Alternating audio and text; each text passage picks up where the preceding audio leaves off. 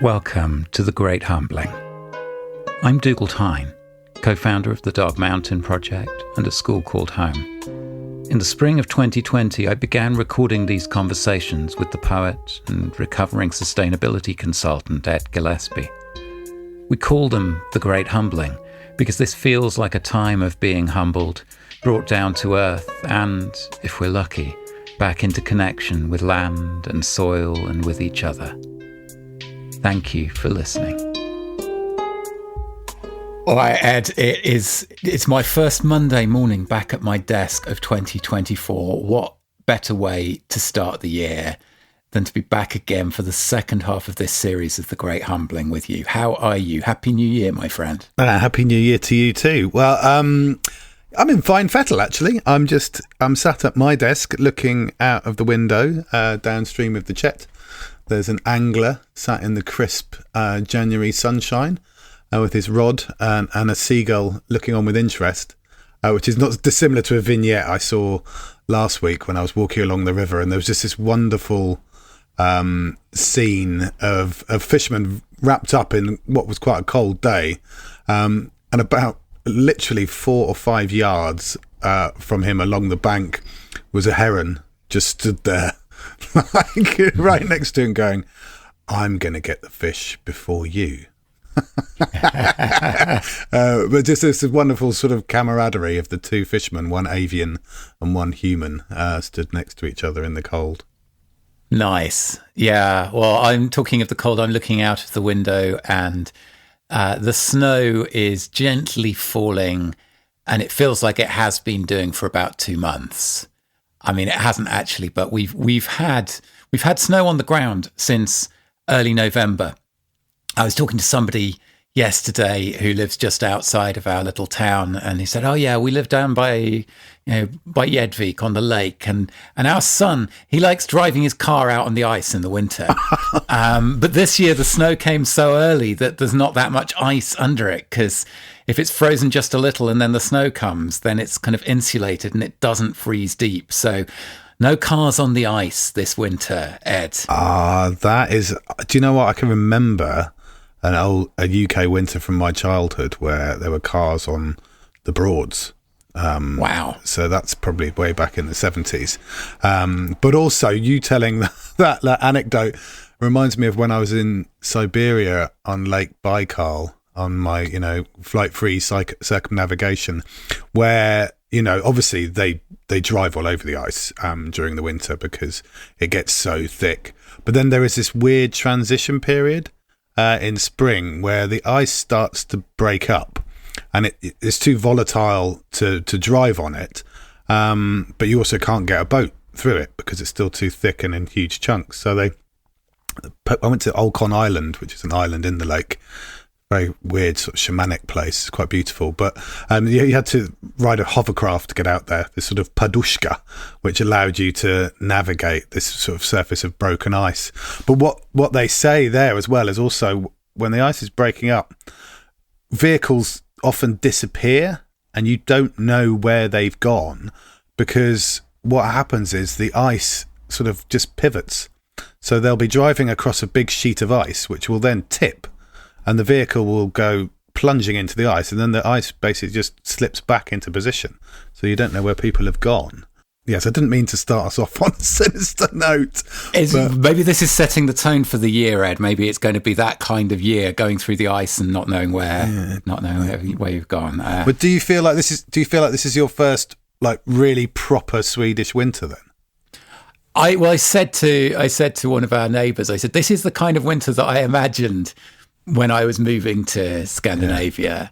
Yeah. Like, it's been a real kind of Christmas card. Christmas, with I had to dig my way out. The day before Christmas Eve, Anna and Alfie had already set off to her parents for the holidays and the day that school broke up, and I stuck around for a couple more days to tie up some loose ends and keep the cats company. And then I was due to get in the car and head down to join them.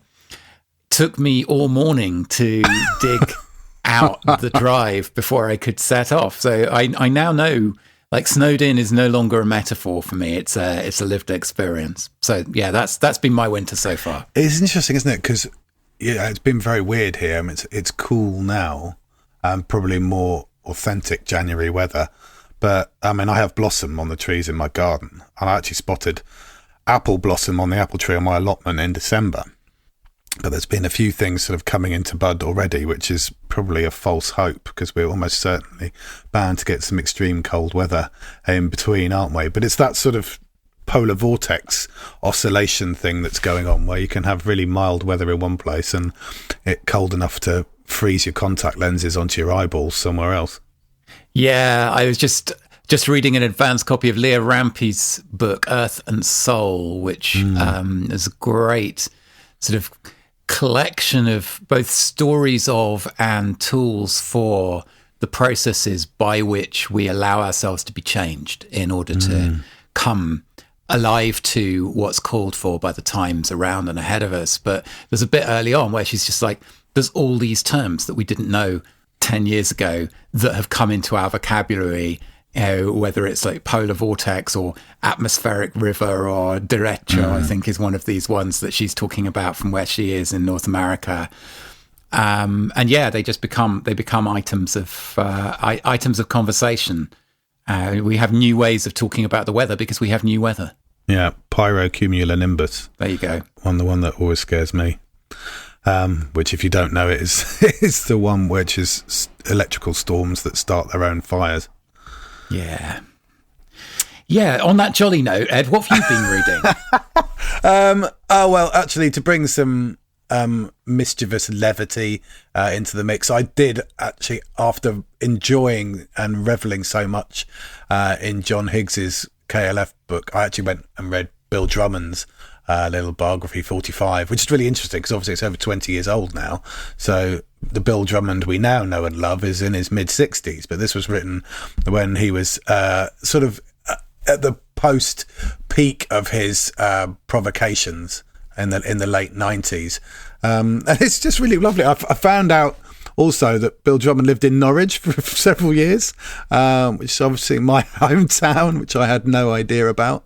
So that was a nice link. But it was making me laugh because the book is, as you would imagine, not exactly a chronology. It's a sort of series of loosely connected chapters, but there's one that it's not a chronology, it's a chirology. Yeah, exactly. But there's one particular one that just comes to mind where he's invited to Belfast to this place called College Green House, which had been a sort of place where loads of people had stayed over the years, sort of a squat and sort of temporary accommodation. And a local artist had curated a whole bunch of guests to come and do installations or pieces in anyone who had stayed in this property could come and do a piece for this one night. So Bill decides he's going to make soup for everyone and sets about sort of arriving in Belfast far too late. The shops are all shut. He can't get any ingredients. And then it just goes to this sort of mad scene of trying to cook soup for dozens of people with, 4 inadequately sized saucepans. And yeah, it's so simple, but so beautifully funny and brilliant. It sounds great. I thought there was going to be pizza involved when you mentioned Belfast, but this is Belfast culinary stories are part of this series. Clearly, I'm gonna open every episode with one. Anything else you've been reading over the break? Yeah, and a book that I picked up on a complete whim, mainly because I'm a big fan of David Mitchell, the comedian. And I really enjoy his work. And, I'm not into the monarchy by any stretch of the imagination. But his book, Unruly, which is sort of history of the kings and queens of England, largely of England, bit of Scotland. And again, it's one of those like pleasant surprises. I mean, it's fairly foul-mouthed. It's certainly very irreverent. I'm hoping it's pretty historically accurate. I know he did a history degree, so I think he sort of knows his onions, and I imagine he probably did a fair amount of professional academic consultation to make sure that he wasn't talking nonsense. But it's a pretty ribald history of the UK monarchy. And there's just a few things that really stuck in my mind. I mean, I knew this, I think, but I hadn't quite grasped the significance of it. But, you know, the very fact that the Normans from northern France were actually Scandinavians, because they were Northmen. So, you know, this is basically your compatriots now, your adopted nation, invaded France and then invaded England from France, as well as invading England from the other side as well. And founding Russia and various other things. Yeah. You know. Yeah, exactly. So I guess that penny hadn't quite dropped for me, but and then the sort of just the ridiculous stuff that the monarchy does or used to do, like these arranged marriages between infants. You know, these sort of power broking relationships where you sort of promise your 2-year-old son will marry someone else's 1-year-old daughter, and it's like, really? It's like they're barely out of the womb. And what struck me as well, and we're all familiar with that kind of, you know, accession to the throne and the first in line and primogeniture in the techno jargon. But David Mitchell talks a lot about porphyrogeniture, which I'd never heard of, which is this hilarious rule of succession whereby the son born to a king who is in office has first dibs on the throne over their elder siblings who were born before daddy took office. And this is it just seems to me a way of gerrymandering, you know, around the first in line type of challenge and going, well, it's not as cut and dried as that. And actually, we're going to elevate so-and-so to the throne instead. Yeah, so there's all that sort of stuff, you know, and the fact that Lady Jane Grey, you know, was on the throne for less time than Liz Truss was in office. But I mean, what you basically come out of it with is this sense that, oh my God, the history is really one of absolutely psychopathic power grabs, complete dysfunctionality. You know, there's loads of kings who die really early or quite suddenly because of the poor health of people in those eras. So, you know, they very quickly vanish with chronic sickness, having fought tooth and nail to get on the throne, and they then don't last very long. There is, as we were just alluding to, this very weird and very complex relationship with France, you know, and this kind of notion of a greater Albion, but also this overriding notion that a lot of it was about better the devil you know. It didn't matter if the king was an absolute arse, but at least you knew where you were with that particular arse. And the sort of tolerance of uncertainty and the bloodletting and literal wars that could go on for years when they weren't sure who would take the throne. It was almost like, okay, well, we'll take the idiot over the uncertainty because at least it avoids a conflagration. That and the fact that some of the things that we hold most dear, like Parliament, Magna Carta, actually happened, you know, as mechanisms to deal with idiot monarchs.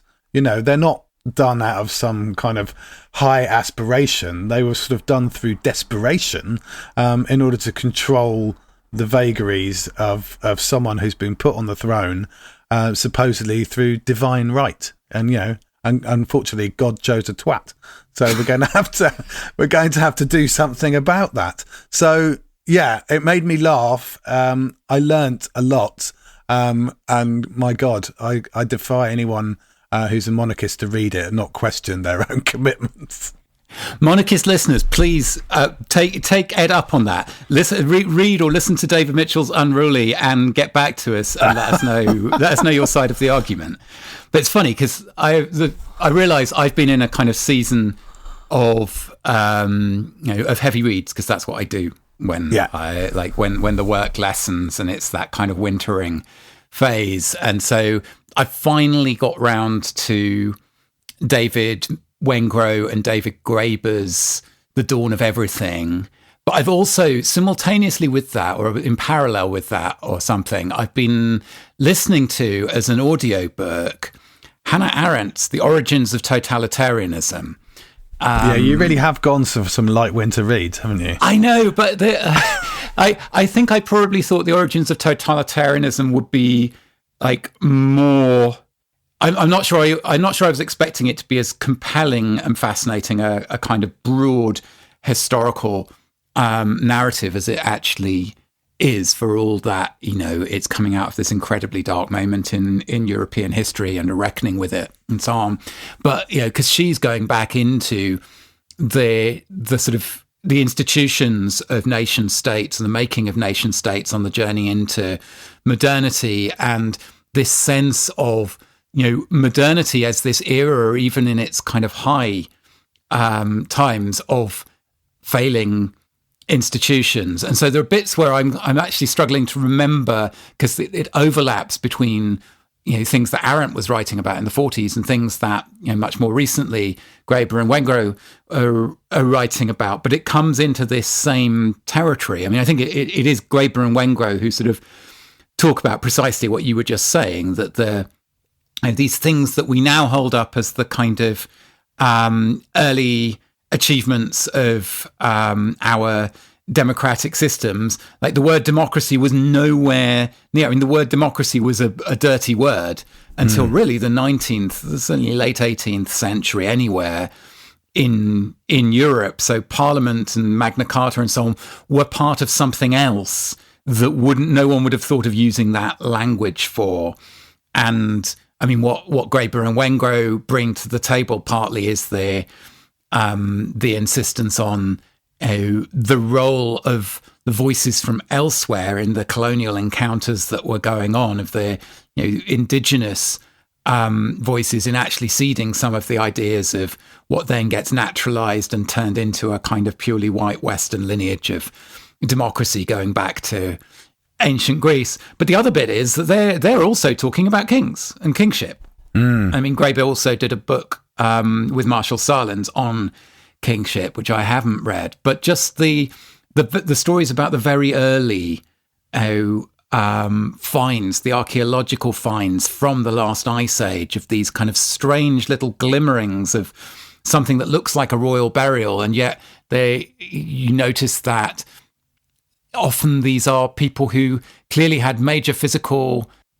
disabilities or whatever it was, things that made them stand out bodily from the people around them within their people, who were being picked and being kind of buried with the kinds of treasures and signs of ceremony that we later associate with kingships. And they have this whole thing, which we've probably talked about before, about the first kings and queens being fairy tale kings and queens, that it starts off as play, it starts off as ritual.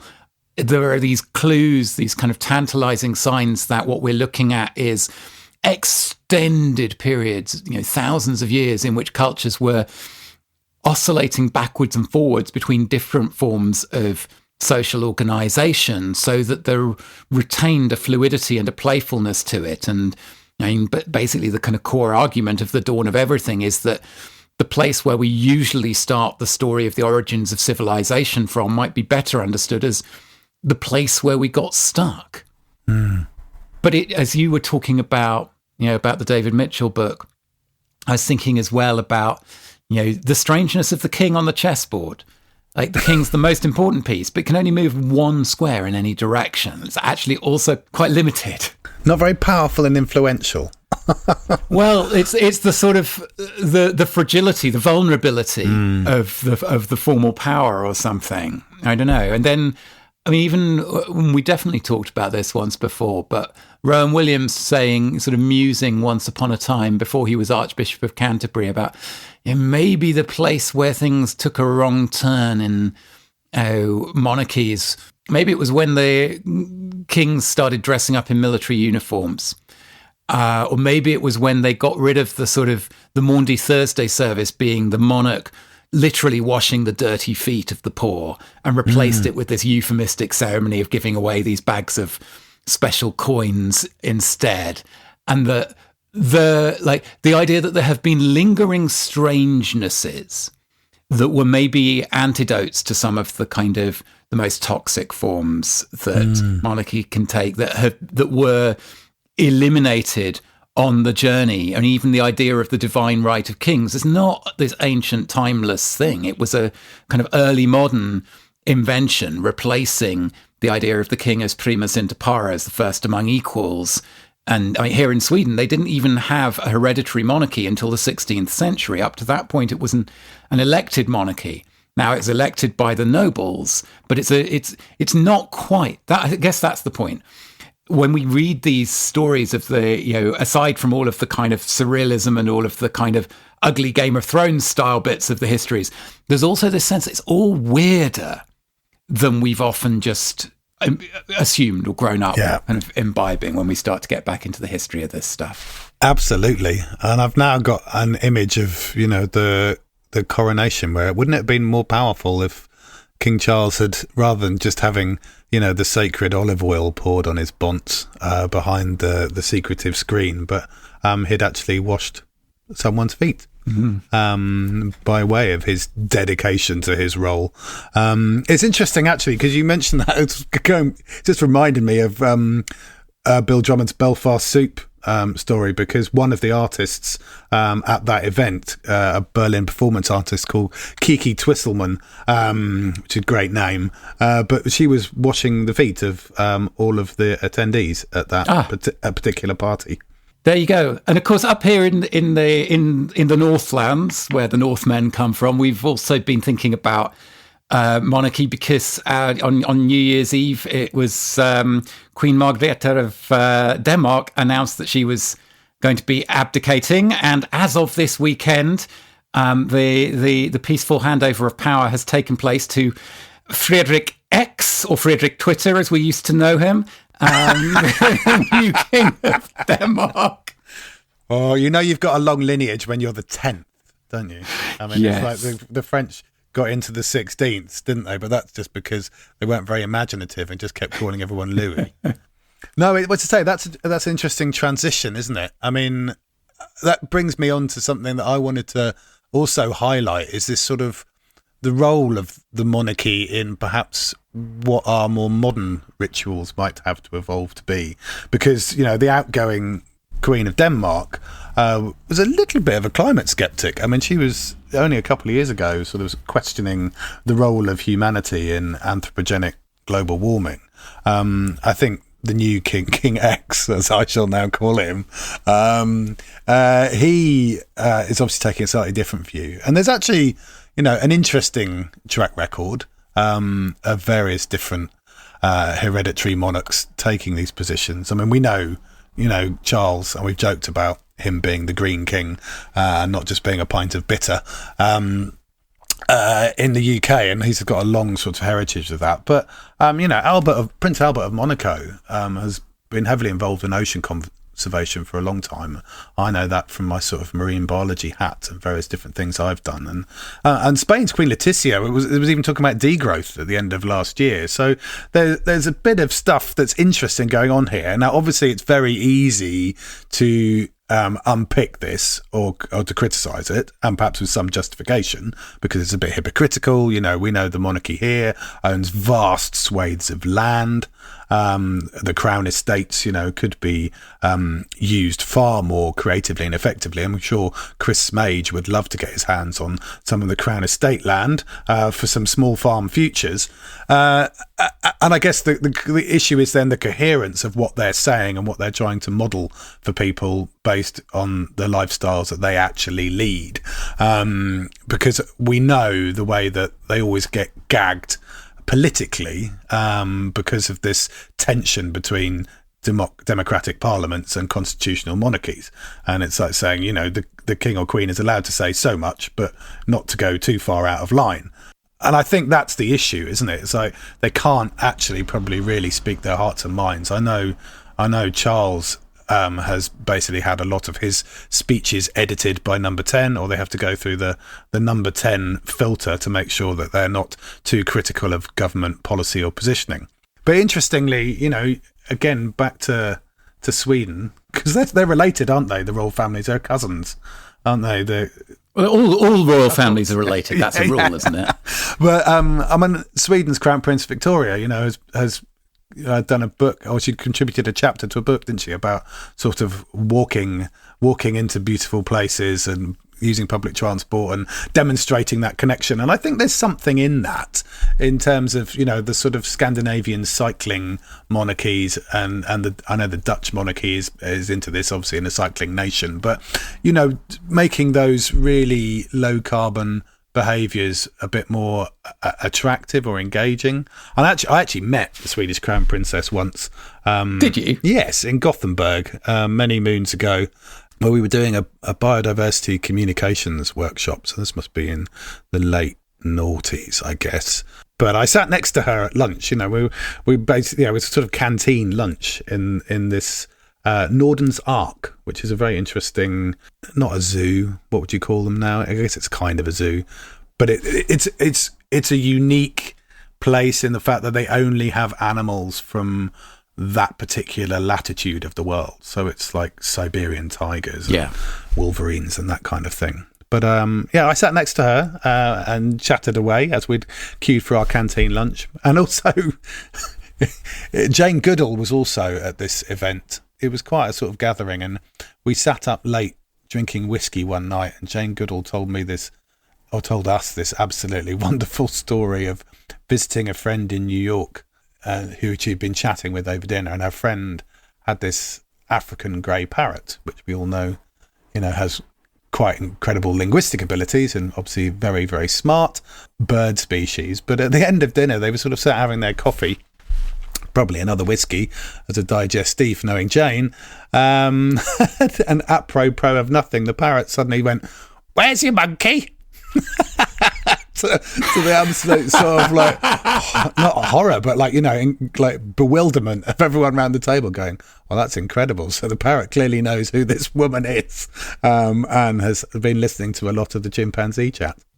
I love stories like that. And just like, you don't have to grip tightly onto a way of making sense of it, but it's just like, it cracks open the door of, what if there's just a lot more than we're allowed to take seriously, a lot more than we know about going on. I just love that, the parrot. Where's your monkey then? Well, exactly, and hearing it from, you know, someone of, you know, the pedigree and intelligence and experience of Jane Goodall was what made it even more both credible and incredible. It was like, wow, that's just a beautiful story.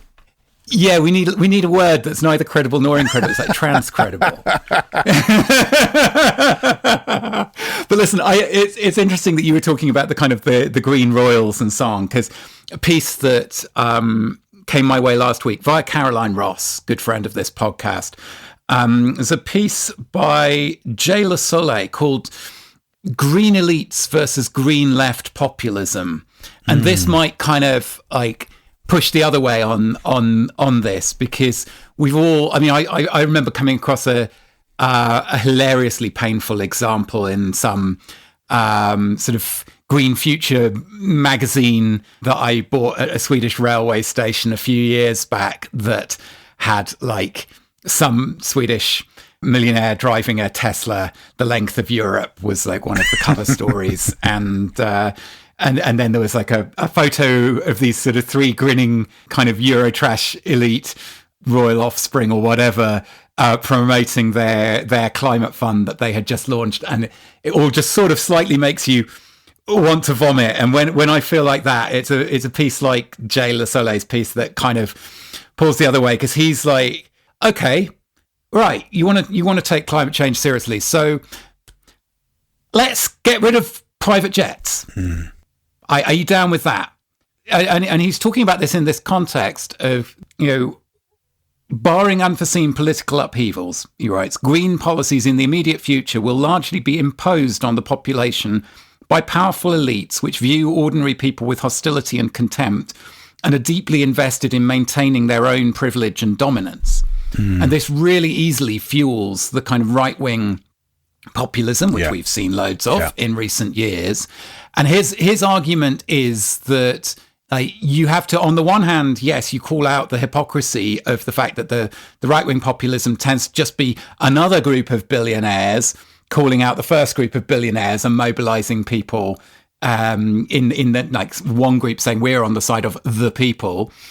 But he's like, you don't get anywhere unless you also recognize what they were able to draw on. Like, if you hide that out of view because, you know, the nice billionaires are on the right side of the climate question, but still flying around the world in their private jets, then you don't take any of the wind out of the sails of the right-wing populists. And so he's arguing for what he calls a green left populism. And he has a bunch of examples, but this bit in particular, which is what Caroline had picked out, really sort of struck me. And it's kind of the question that you can make to some of these kind of green elites, if you like, in the cycling royal families of Europe and the rest of it. And he's like that right-wing commentator said, as we progressively ban gas cars, we should absolutely ban private jets. And why not limousines too? The civil disobedience climate activists in Europe have gotten a lot of bad press, including from leftists. But one of their stunts that was universally popular was when they blocked private jets at a German airport. Everybody hates people who travel in private jets, and nobody wants to sacrifice anything while rich people are still doing whatever they want. Make it clear that we won't settle for less than rich people taking trains. That's, it's certainly a thing to throw into the mix, I think, of these conversations as we head into 2024. Exactly. And I think, you know, this idea of fairness comes through in that sort of left-wing populism. As you say, it's like those billionaires and those people using the private jets or having the incredibly high carbon lifestyles are seen as what we call free riders. You know, they're sort of getting away with it. It's the do what we say, not as we do type of mentality. And I think what's fascinating is like that deep root of fairness comes across when you actually discuss these issues with people. And I know some of the outcomes and outputs from citizens' assemblies on climate change tend to bring out these quite radical policy ideas, particularly around things like flying, because the consumption of flying, if you like, the use of flying is so unevenly distributed across the population. You know, when you get people in a citizens' assembly understanding in the UK, for example, that about 70% of flights are taken by 15% of the population, what you then get is this, well, hang on, you know, well, I don't fly, you know, or I only fly every other year, or at most I fly once a year for my annual family holiday. And you get a very swift appreciation that your annual flight is not the problem. The big problem, the big challenge on aviation is the people taking 10 or 12 flights a year. And so I think it plays to this innate sense of fairness. And one of the policy recommendations that often comes out of citizens' assemblies is this frequent flyer levy, where, you know, everyone gets one tax-free flight per year. And for every subsequent flight you take, you pay a ratcheting tax. So it acts as a very powerful economic disincentive because, as you say, private jets aren't kind of welcomed by anyone. And yet their usage is inexorably creeping up. I read a piece about the expansion of Farnborough Airport at the end of last year, where one of the reasons they want to expand flights from Farnborough is for private jet travel for dogs to Dubai. So, you know, people can fly back and forth to the Middle East with their handbag dogs. You know, and it's like, well, I know, and this is the world we live in. And so it's not surprising, actually, there would probably be very, very little public sympathy, you know, for that particular issue. And they've even tried to get a gagging order on one of the local protesters, you know, who's been trying to sort of challenge this sort of idiocy that's going on. And the issue is, in terms of the sort of populism that LeSoleil is sort of talking about, is often the kind of the techno elite solutions, so-called solutions, always feel very expensive. You know, these upfront capital costs, whether it's like, you know, go and buy an electric vehicle or put photovoltaics on your roof or get a heat pump, they're often quite pricey, whereas these behavioural shifts often don't have a big cost implication because they're just about day-to-day choices and the decisions you make. And so why shouldn't those day-to-day choices be similar for all of us.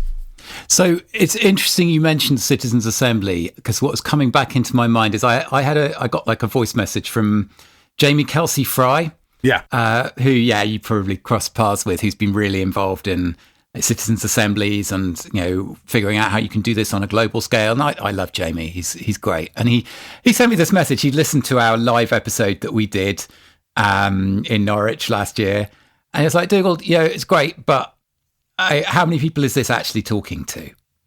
And he's like, what's really powerful is the voices of people who've never felt like they had a voice before. When they start to speak up in assemblies, and then everyone listens. And I've been thinking about that again in the last few days, because I've been sort of heading into 2024, and 2023 was this year for me of taking Work in the Ruins out into the world. Like, that was at the center of what I was doing. And I'm still with that book, still proud of it, and still doing lots of stuff around it. But this year isn't going to be centered on it in the same way. And then as you begin to move towards that, you get to go, you can kind of come into a more dispassionate relationship with a piece of work than when it's absolutely in the center of what you're doing. And I was realizing that early on when I was writing that book, I thought of it as kind of closing, in a way, an arc that had begun 15 years earlier when Paul and I wrote the Dark Mountain Manifesto. That what I was doing with this book was kind of putting all sorts of things that I had picked up along the way and been carrying through the work I'd done with Dark Mountain into a book, so that the book can carry those things out into the world rather than me carrying them around. And for the last year, the difference has been negligible because I've been carrying that book out into the world. But as that book continues to travel further, and as I begin to focus my attention elsewhere, I'm like, okay, so what's left in the space that, having handed on some of that legacy of Dark Mountain, takes me to? And I was taken right back to the beginnings of Dark Mountain, because I had sort of two sides to my life and my work in that era.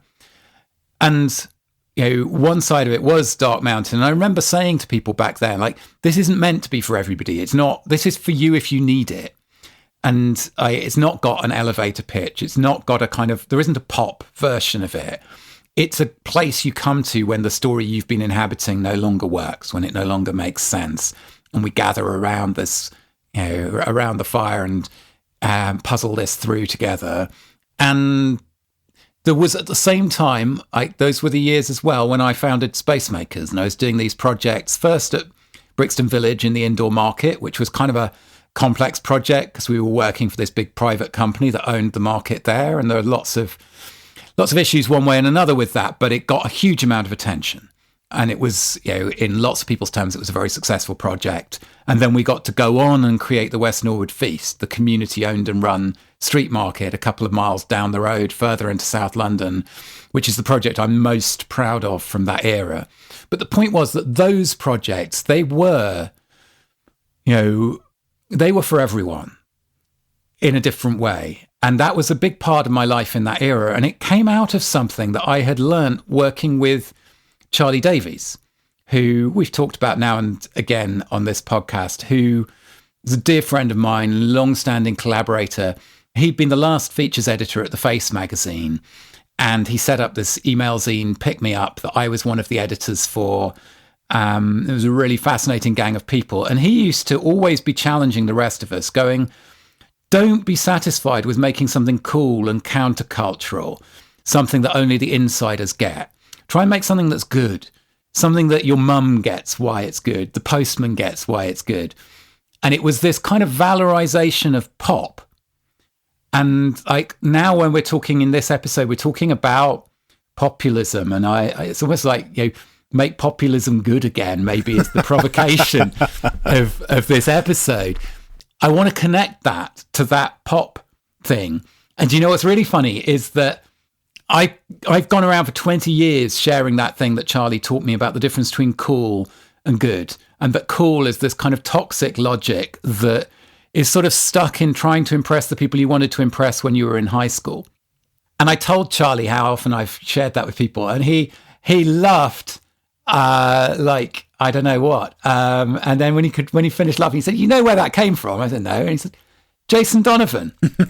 And the the story is that, the Face magazine was nearly bankrupted in the 90s because they wrote a really kind of cruel piece about Jason Donovan, and he brought a libel action against them, and he ended up waiving the damages because otherwise he'd have put them out of business. But nonetheless, that was a big thing in the history of the Face. So when the Face was closing down and Charlie was their last ever features editor, like among the stories on the cover of their final ever issue, they had an interview with Jason Donovan, and he talked to them about how, like, when he'd sued them, how he was stuck in this thing of wanting to be cool, and the Face was absolutely the embodiment of what being cool would mean. And so it really cut him to the quick when they wrote this piece about him. And he said, and now I've totally let go of that. Now I'm not interested in being cool. I'm doing stuff that's good. And that's where this cool versus good thing comes from. And that there's something much healthier about seeking to do good stuff rather than seeking to do cool stuff. And that was definitely like a part of what I was. It was the balance to the Dark Mountain stuff for me in that era of my life. And I guess I'm now at this place where I'm like, I wonder what that looks like starting from here with the stuff that we've been talking about over the years together. And the other piece, a couple of other things that fed into this wondering about this at the start of 2024. One was, there's this really beautifully made sort of feature-length documentary called Avtryck, Imprint, that I was one of the people who's interviewed in. It came out in the autumn, and I went to see it, and I thought this is just, it's an example of something that I've seen various versions of, but it's the best made version that I've seen. And it had been kind of co-funded by the Swedish Transition Towns movement. And then a few weeks after I was at the Stockholm premiere of it, a few weeks afterwards, I got a message on Facebook from someone who said, I saw that film that you're in and I really liked it too. And then I showed it to my colleague, who I'm working on this project where we're trying to get everyone on this island where we live off the coast of Sweden involved in this project. And my colleague said, I don't think we should do a screening of this because I'm not sure how many more people besides us it's going to speak to. And I thought back on it, and even though I'd loved the film, I thought I can't really argue back against that, because there's an extent to which, like lots of things that I've been involved in, it's really it is speaking to the people who are in those rooms, the people who come to Transition Towns meetings, most of whom, frankly, voted for the same party at the last Swedish general election, which got 4% of the overall vote.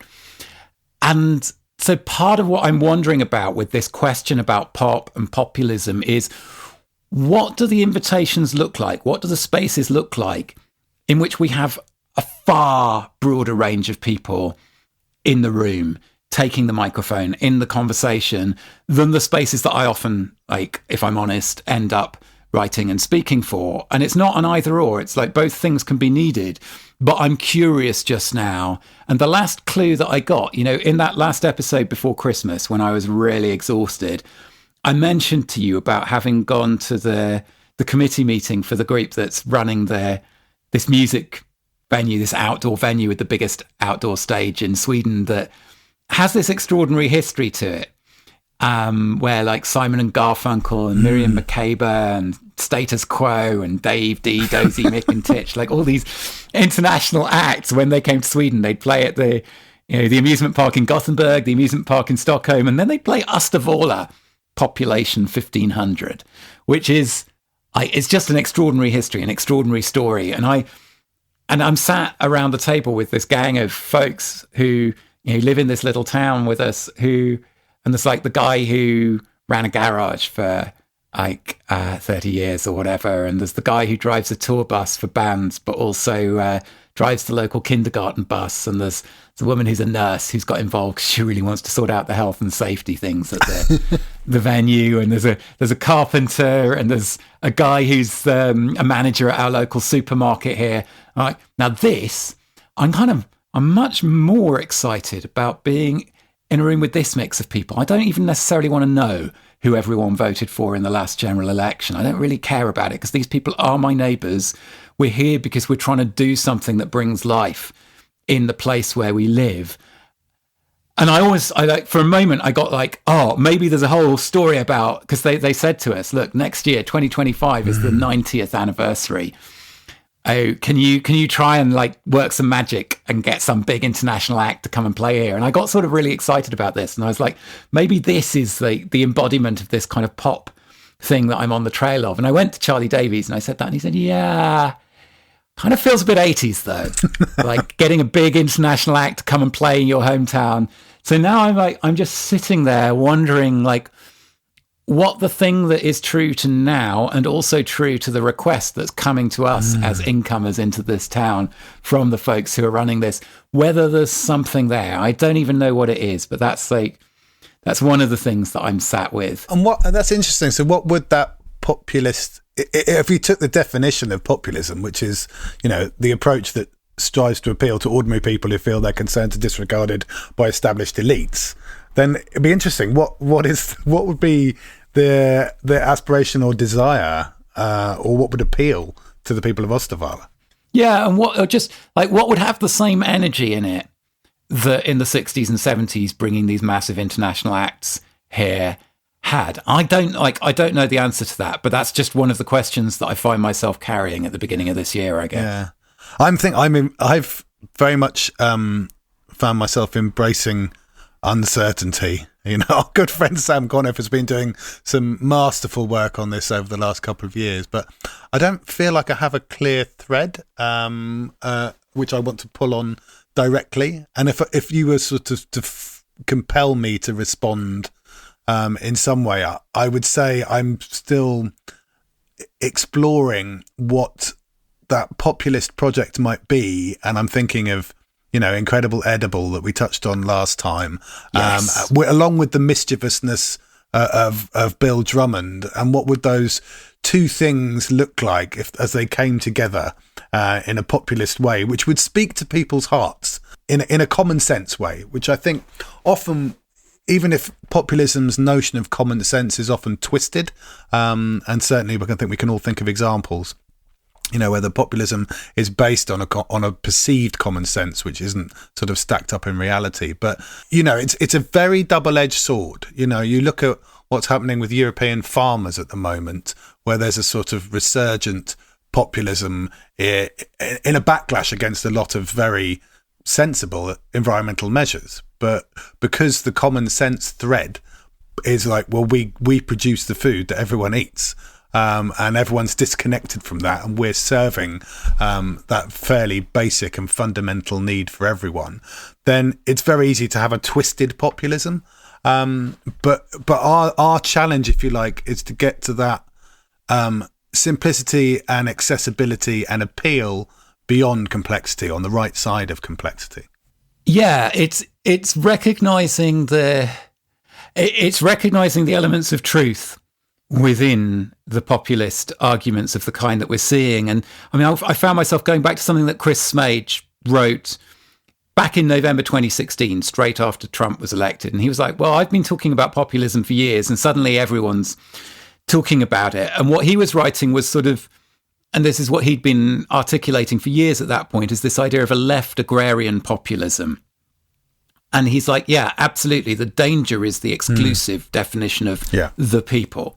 That's always like the dark, toxic shadow that is invoked rightly against, right populism. But what Chris is really, I think, convinced of is that this doesn't exhaust the possibilities of populism. And his definition of it there was really interesting, because he's talking about, it's also characterized by a non-utopian and a non-teleological approach.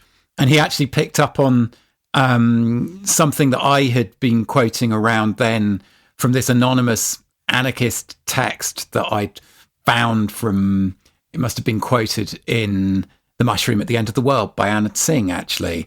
But there's this line of, if we don't believe in a global revolutionary future, we must live as we in fact always had to in the present. And like part of the true common sense thing is the being brought back to the present, being brought back to, how we produce stuff, like what we live off. And one of the pieces that's actually kind of helped me sort of land in the beginning of 2024 was just this little story from Debbie Kasper, who's one of the members of our Long Table community, about the day the cow came home. And she's Like, she talks about how her and her other half have been, for years, they've had this sort of longing to get into doing some small holding. And she works in academia. This is in North America at a college there. And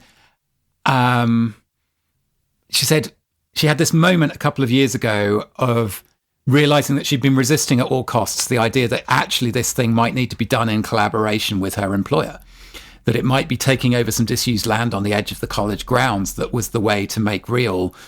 And so then they've been doing that. And just before Christmas, they had their first cow arrive. And it's just the way she tells this story, it's just the most beautiful example of how humbling it is to take responsibility for a creature, to get involved with, what's called for in order for what we take for granted to happen. And like the cow arrives and they immediately realize the things they ought to have prepared that they haven't done. And there's this kind of heart-sinking sense of taking responsibility and being out of your depth. And I wrote to her and I said, do you know what? I think it's brilliant that you ended up doing that in the university context, in the higher education context, because that's where that kind of humbling rupture is most needed. And I thought about what Vanessa says in Hospicing Modernity about how so often our education systems are geared to an education for mastery, when what's called for is an education for depth. And suddenly I saw that depth and humbling are both about the same axis. They're both about moving downwards on the vertical axis. Yeah. Towards the soil, towards the cow shit. And that it's precisely, like John Moriarty talks about this. He says, when I was growing up in rural Ireland, if everyone over the age of 14 had just vanished overnight, those of us who were left behind could have run the village, could have run the farms. And according to the logics of education, we knew nothing. Yeah. We were ignorant. And so there's something like, for me, that's just this little iconic image at the beginning of 2024, when the cow comes home to the university and you're thrown onto the limits of your knowledge and how all of your high status education doesn't mean that much. There's something there that connects to the bit of truth within the twisted mix of the sort of farmers' movements and so on that you're talking about in the European context. And that's one of the threads I want to follow this year. You just reminded me as well, my friend, Professor Jonathan Gosling, who came to stay with me here at the end of last year, because he had his, I think it must have been the 40-year reunion of his degree in development studies at UEA in Norwich. And he said, he was telling me about his memories of that course. It's interesting in terms of bringing a cow back to campus, because they had a farm, on campus in the 80s. Where they would practice. They would, actually work with some of the animals and some of the agricultural techniques they were going to be trying to take around the world. Now, you can question the efficacy of the practice of some of those things, but at least the cow was home then. It didn't need bringing back home. And I love your point about the depth and the humbling there. And maybe it's apposite then to conclude with a quote I stumbled upon from Bruce Lee, who I think we quoted way back in Be Like Water many moons ago. But Bruce says, to be humble to superiors is duty. To be humble to equals is courtesy. To inferiors is nobleness. And to be humble to all is safety. There we go. How about that for a motto to hang over the entrance to this year? Happy 2024, Ed. Look forward to seeing where it takes us. Thank you for listening to The Great Humbling. We're grateful for all the messages we get from listeners and the other ways you support us, sharing these episodes, spreading the word and rating them on iTunes and elsewhere. To explore further along the paths we walk in these conversations, subscribe to my Substack, Writing Home, and check out the online series At a School Called Home. You can also find us on Facebook as The Great Humbling, and Ed is at FruCool on the platform formerly known as Twitter. The Great Humbling is produced by David Benjamin Blower, and the title music is I Recall by Blue Dot Sessions.